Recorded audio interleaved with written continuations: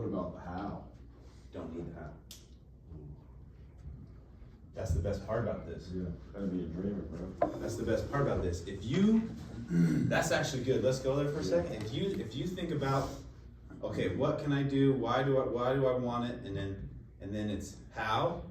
You limit yourself to the things you already know how to do. Mm-hmm. Right? You limit the potential and the possibility. As soon as you start entertaining the how, you block off your reticular activating system, blocks off every potential resource that could come. You put blinders on the opportunity. Perfect example. I want to be a doctor, but I don't have a degree.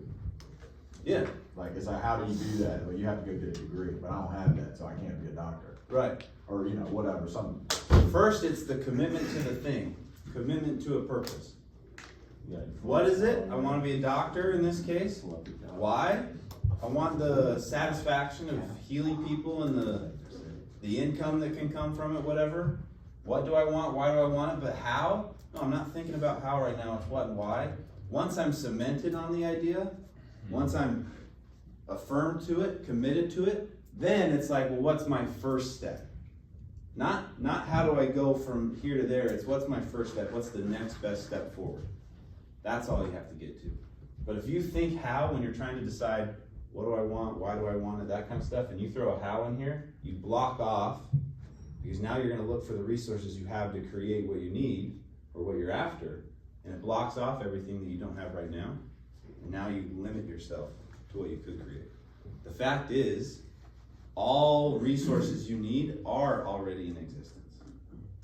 You just don't see them yet.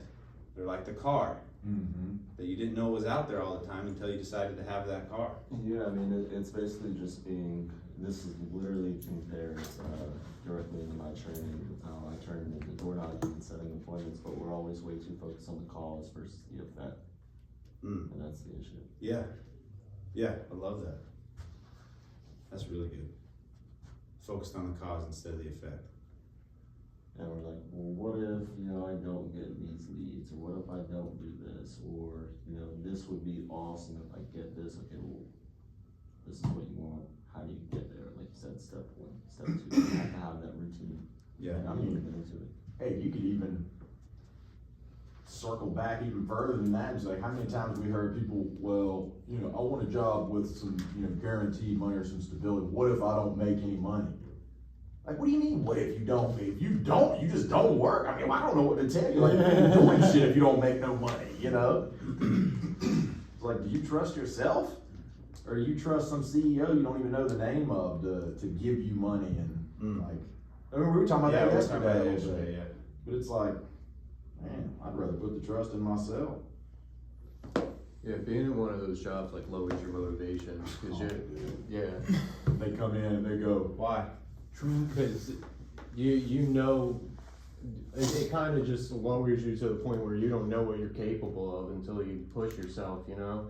And just at those jobs, you just do what they need you to do. Yeah, you're living and fulfilling someone else's purpose. Yeah. Not your own.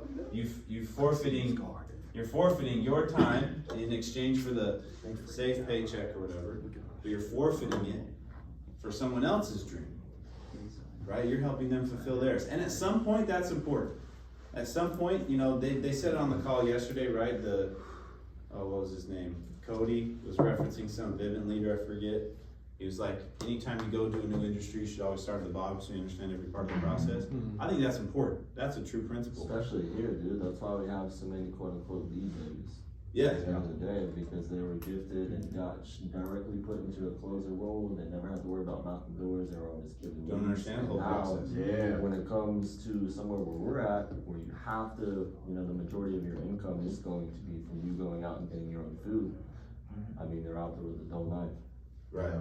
And it's even if, I mean, it's just understanding what it takes to generate and create those opportunities that you go and sit down in. Because, you know, a lot of times we've seen this through the years. I mean, I know I have, of just closers just disrespectfully. I mean, if you walk into a lead, you're like, oh, this is a bad lead. What? Yeah. I mean, it's something, Yeah. you know, like it's something to, hey, here's an opportunity for you to take and create, you know? How about that for a thought? Yeah. That is a bad lead. Yeah. Thought, feeling, action. Mm-hmm. You're gonna have, if it's a bad lead, you're gonna have a bad day, Right. you know, it's like. So I'll say it's important, start at the bottom anytime you get into an industry, understand and learn every part of the process, but do it because it's your purpose. Do it because that's your intent rather than someone else's, right? Live towards your dream. That's gonna make it so much more fulfilling. Life's a journey, life can be a heck of one. It can heap and throw at you, but if your purpose is big enough, right, what do they say? Doesn't matter. Doesn't matter what obstacles come into face. So being clear on this is super important. And the reason why this list is important is because it helps give you some direction as to what. You're giving yourself a what, you're getting direction. Then you can start asking yourself why. And now you can start feeling the energy behind your action, behind the purpose that you're going after. Dream board, vision board. Yeah. That's part of this. You're seeing it every day, you're focusing attention on it, and then you go out and work towards it. That's how those things work. Okay, skip a couple pages. 25. The next, on page 24, is kind of the same idea, just getting a little more deeper, but 25, you looked over your list, prioritize 5 of the top. Your 5 top wants and needs. Things you want to do, whether that's create an orangutan farm or whatever. Dude, they're saying like by 2030 they'll be extinct in the wild. Oh, really? Yeah. I ain't trying to let those big boys Okay. go back. You're gonna live past there. Huh? You're gonna live past there. Shit, I'll be out there in the loincloth swinging with them. I'll have a So yeah, put it down. You know what I mean? Prioritize your top 5. So you've given yourself permission to think a little bit what you're going after, and I'll put it into the top 5.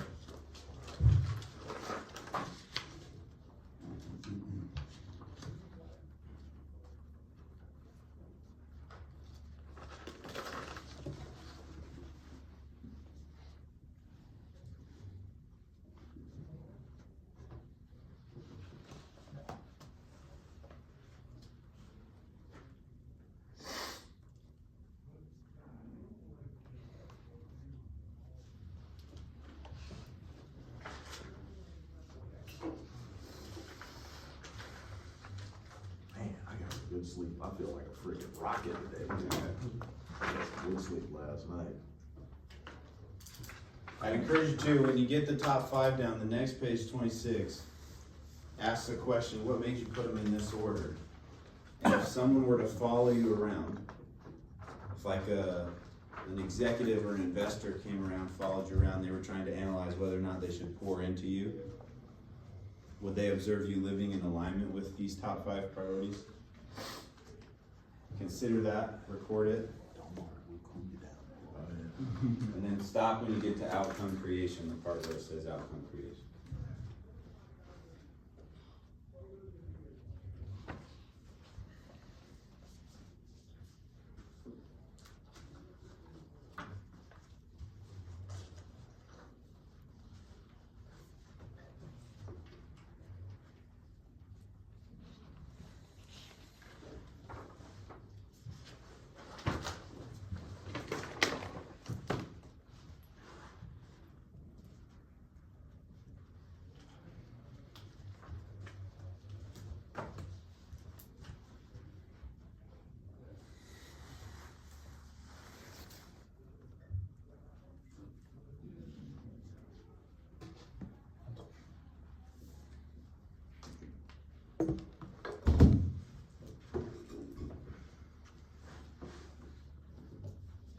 Wait, are we on 24 or 25?